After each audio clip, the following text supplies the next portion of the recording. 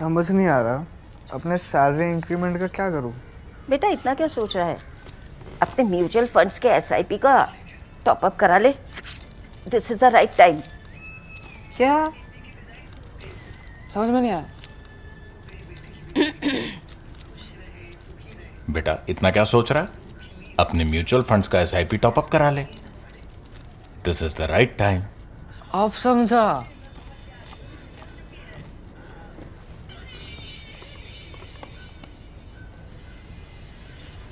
Mutual fund investments are subject to market risks. Read all scheme-related documents carefully. Before we begin with today's explainer, I would like to make an appeal. At The Print, we don't just report the news, we explain why it matters. Ground reporting takes time, travel, and resources. Sending reporters to the ground costs money. Building trust with communities takes days, sometimes even weeks. If you value this kind of reporting, then support us by becoming a subscriber. Subscribe to The Print today. Hello and welcome to The Print. This is Bidisha and you're watching Economics. Today, we are talking about West Bengal's budget, the first full budget of the new BJP government presented on the 22nd of June. And I want to do something a little different with this one. Instead of just telling you what was announced, I want to show you what the numbers actually say. Because in this budget, there's a real gap between the speech and the spreadsheet, in my opinion. And that gap tells you more about where Bengal is headed than any press conference ever will. So let's get into it. First, a quick recap of what was actually announced. The Finance Minister, Shopon Dashgupta, presented a budget that tried to do two things at once. On one side, welfare. 36,000 crore rupees for the Annapurna Yojana, which gives 3,000 rupees a month to eligible women. A 20% hike in dearness allowance for government employees, 1 lakh new government jobs, 14,000 crore for an employment scheme called VBG Ramji, and now on the other side, you have industry. A re-examination of an old law called the Urban Land Ceiling Act.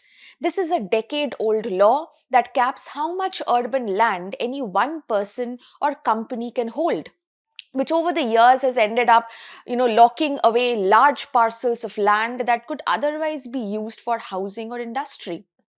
5,000 crore in fresh industrial incentives have also been announced, a new greenfield airport near Kolkata, a deep sea port on the eastern coast. Now, welfare and industry in the same speech, that's not unusual. Most governments try to balance both. The question as an economist I would like to ask here is, balance in what proportion? And that's where our first chart comes into the picture. Now look at this chart carefully. What I've done here is very simple. I've taken only the numbers that were actually disclosed in the budget speech. No guessing, no estimates. If a scheme was announced without a rupee figure attached, for instance like the DA hike or the port or the airport, I left it out because we genuinely don't know its cost yet.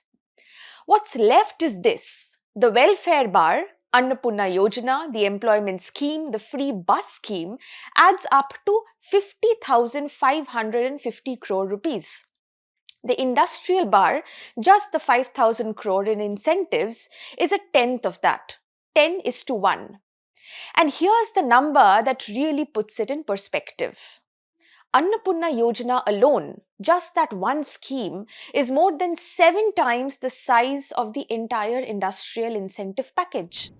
Now, I want to be careful here because this is not me saying welfare spending is bad. It isn't. The economic point is different here. And it's actually quite simple once you think about it the way an economist does. Welfare transfers like this tend to be sticky. Once you start giving someone 3,000 rupees a month, it's extremely difficult politically as well as socially to take it away. So this 50,000 crore doesn't just apply to this year's budget. It becomes the floor for every budget that follows. It compounds. Industrial incentives work differently on the other hand. They're usually one-time outlays. The 5,000 crore Bengal has put on the table this year is a bet that private companies will actually show up and invest because of it. Now, if they do, fantastic. If they don't, the state doesn't keep paying that 5,000 crore again next year the way it will keep paying the welfare bill. So the real question this chart raises isn't, is welfare good or bad? It is 5,000 crore sitting next to 50,500 crore actually big enough to move the needle on private investment? Now keep that question in mind because I come back to it later. For now, let's talk about debt. Because if you followed Bengal's finances at all, you've probably heard the same line repeated for years: Bengal is drowning in debt. And on the surface, that's true. The state's outstanding debt is over 7.5 lakh crore rupees. That's a big number. But big numbers on their own don't tell you much in economics. What matters is the trend. And what matters even more is the quality of that debt.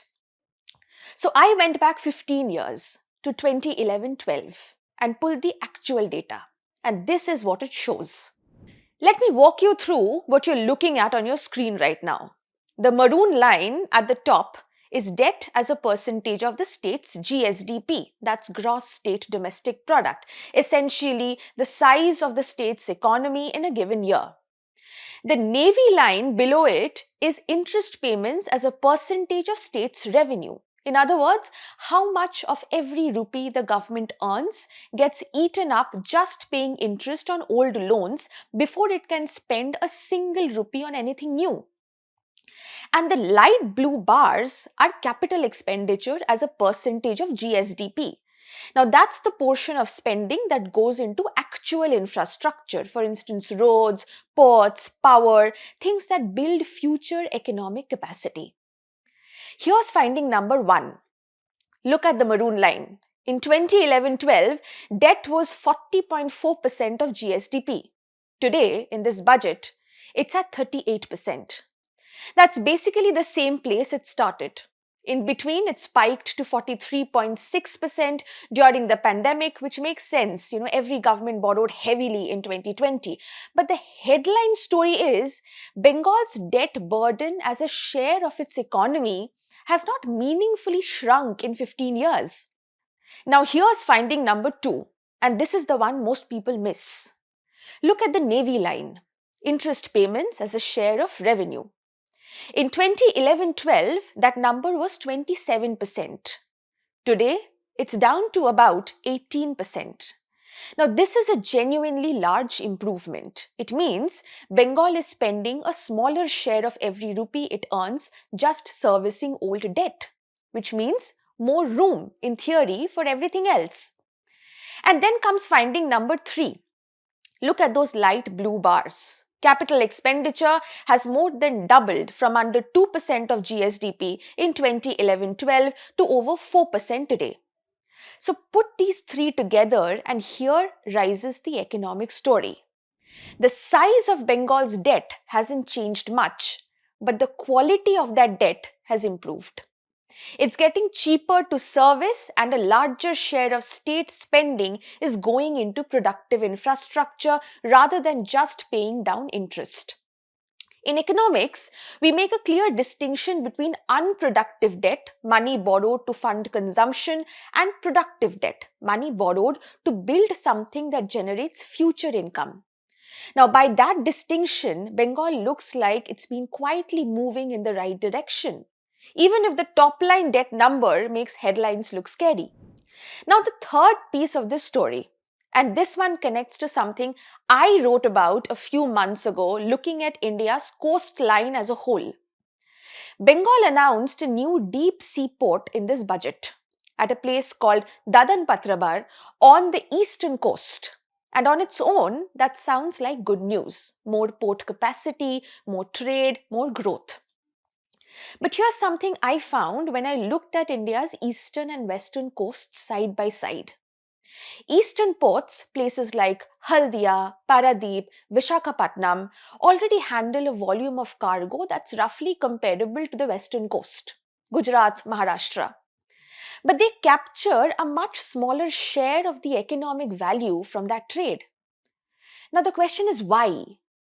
The reason is because a port by itself doesn't create growth. A port only creates growth when it's connected.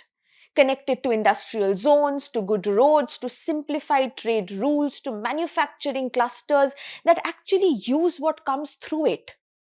And there's a study modeling done on the East Coast Economic Corridor that puts a number on this. Road upgrades alone add about 1.6% to a state's GDP. Special economic zones alone add 3.4%. Cutting red tape on trade, what economists call non-tariff barriers, adds 2.6%. But when you combine all three together, instead of doing them one at a time, the GDP impact jumps to 7.65%. Not the sum of the parts, more than the sum of the parts. Now, that's what in economics we call complementarity, or sometimes a coordination effect. Pieces of infrastructure are worth more together than apart. So, the lesson for Dadan Patrabar is straightforward. A port announcement by itself is not the same as a growth strategy. What will actually determine whether this port moves the needle is whether it comes with the connecting roads, the industrial clustering, and the regulatory simplification in the budgets that follow this one. So let's now bring all three of these together because that's really the heart of this budget. Bengal walks into this fiscal year with genuinely cheaper debt than it had in over a decade. That's real, and it's a credit to sustained, if quiet, fiscal management. With that breathing room, the government has chosen to lean heavily into welfare, 10 times more in disclosed terms than into industry. The industrial signal it has sent, re-examining old land laws, a new port, fresh incentives, is the right direction, but on the numbers alone, it's a modest opening move, especially against a backdrop where infrastructure only works when it's integrated, not standalone. Now, none of this means that the budget is good or bad. That's not really my job to declare. What it means is that the real test of this budget isn't the speech we heard on the 22nd of June. It's the next 2 to 3 years. Does capital expenditure keep climbing on the trend it's been on? Does the welfare bill grow in line with revenue, or does it start to outrun it? And does that new port actually get the roads, the industrial parks, and the regulatory follow through it needs to become more than just an announcement? Bengal has spent the last decade quietly getting better at managing what it owes. This budget is the first real test of whether it can be just as deliberate about growing what it earns. Thank you for watching.